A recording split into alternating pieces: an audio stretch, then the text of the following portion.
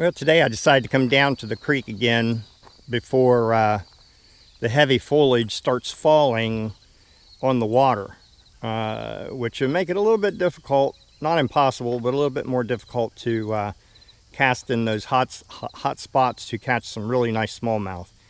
But what the reason for this video today is so that I can show you how I'm going to navigate that water. And it's very, very shallow. No, it's not my F-150. It is this right here. It is my stand-up paddleboard.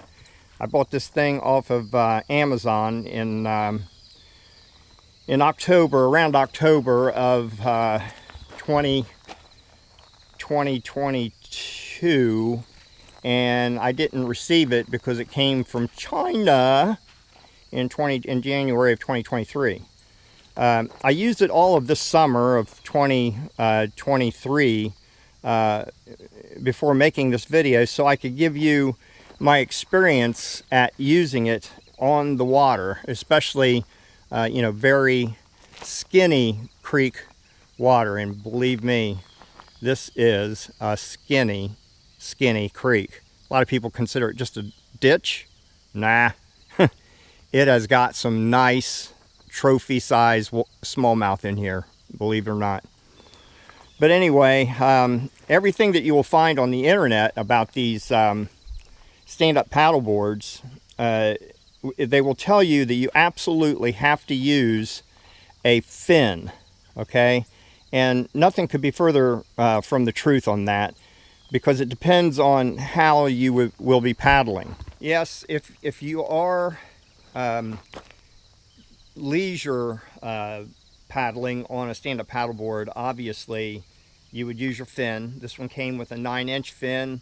I'm not going to use it for leisure paddling. If I am, maybe I'll purchase another 9-inch fin, but I took my 9-inch fin and cut it down to about 4.5 inches. This is the fin here, and it was a lot longer.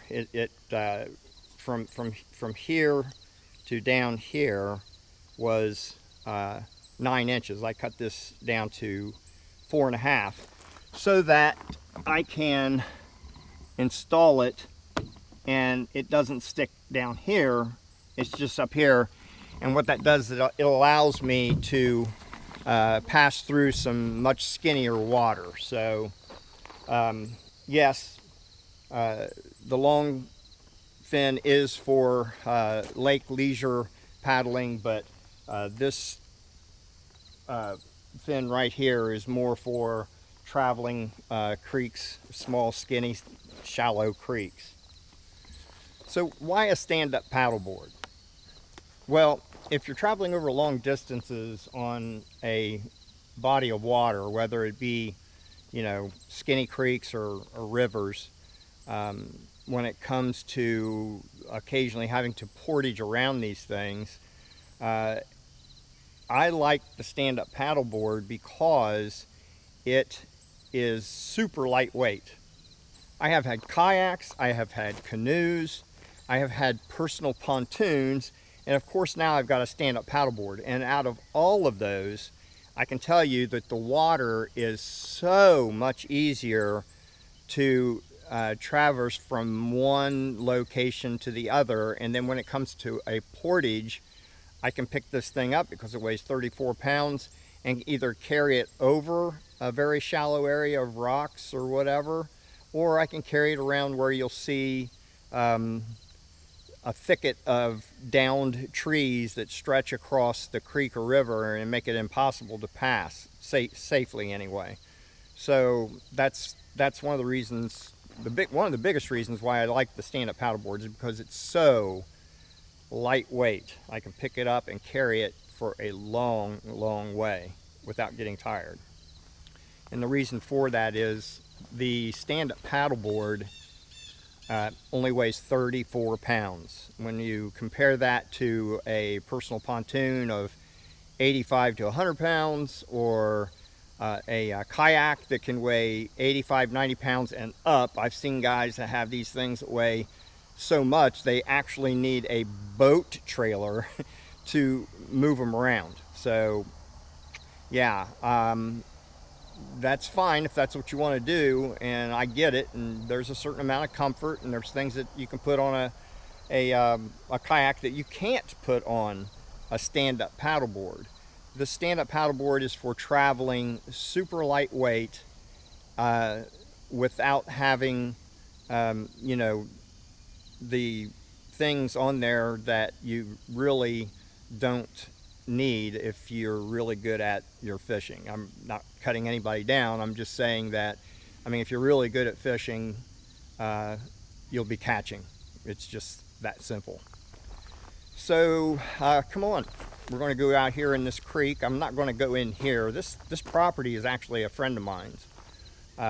He lives up in Columbus, and he just purchased this property within the last, I think, 6 to 8 months, and he has given me full access. He found me through a Google search when he searched for fly shops down in, because he's a fly fisherman. Imagine that. That's pretty awesome. Him and I have gone fishing a few times, and already both of us have done real well, and he's been happy about it because I've shown him some of my honey holes, which in a way, the whole freaking creek is a honey hole, because most people see it, again, I've said it before, they see this creek as a ditch and they're like, there's nothing in there.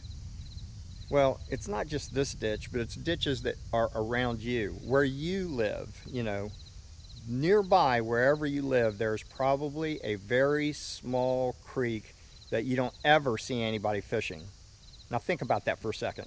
Nobody fishing a creek that's deep enough to hold, I'm talking about deep enough being only a few feet deep, because the biggest part of this creek is ankle to knee deep for the most part, probably 90% of it. And then the other, you know, you've got some holes that are anywhere from 4 to 8 feet deep. Those will hold some really nice smallmouth all year long. So anyway, let's get off of this talking about the stand-up paddleboard. I'm going to go on downstream to another location and put in. I'm going to traverse upstream to a certain point, take a break, turn around, and hit all of my favorite spots on the way back by just floating it down. So let's go fishing.